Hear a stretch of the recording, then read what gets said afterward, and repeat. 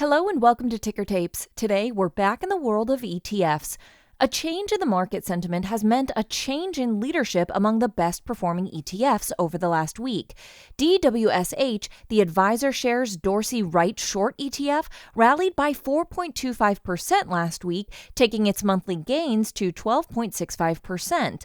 This actively managed fund focuses on short selling a selection of U.S.-listed large-cap equities. Using a technically driven, momentum-based strategy, the portfolio is reviewed and rebalanced weekly with between 75 and 100 active positions open at any one time.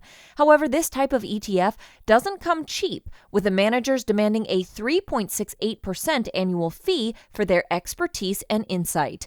Given that DWSH has returned 18.6% over the year to date, that might be seen as a price worth paying, and even more so when we consider that SPY, the S&P 500 tracker, has lost 19.13% in that time. Of course, it would in theory have been possible to achieve similar results to DWSH trading large cap equity inverse ETFs, which rise in value as the market falls, and vice versa. And indeed, you may well have been able to amplify those returns had you traded leveraged versions of these instruments, such as SPXU, the ProShares Ultra Pro Short ETF, which is a 3 times geared downside play on the blue chip index. However, as we have previously noted, leveraged ETFs are very much designed for short-term intraday trading and not for long-term buy and hold strategies.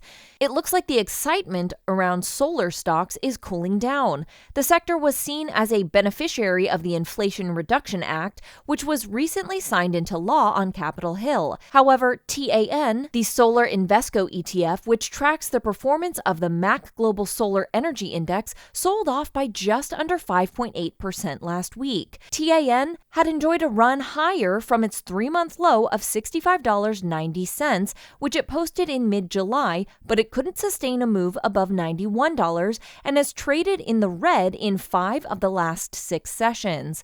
It's notable, however, that stocks like First Solar have outperformed TAN, with First Solar up by 15.5% in the last month versus TAN's 3.73% drop. That's a reminder to investors that when you buy into an index or sector tracker, you get exposure to all the stocks in that grouping, not just the high flyers. We have seen more evidence of what looks like money managers switching and diversifying between ETFs over the last week, with just over $3.9 billion flowing out of SPY and a little over $2 billion flowing into VTI, the Vanguard Total Stock Market ETF. Another $950 million went into VO, the Vanguard Midcap ETF, and $833 million was invested into VOO, the Vanguard S&P 500 ETF, a direct competitor to SPY. Managers and advisors can often achieve the same exposure for their clients, but at a reduced cost by switching to funds with cheaper fee structures. That's something for retail ETF traders to consider when they allocate to their investment strategies and plans.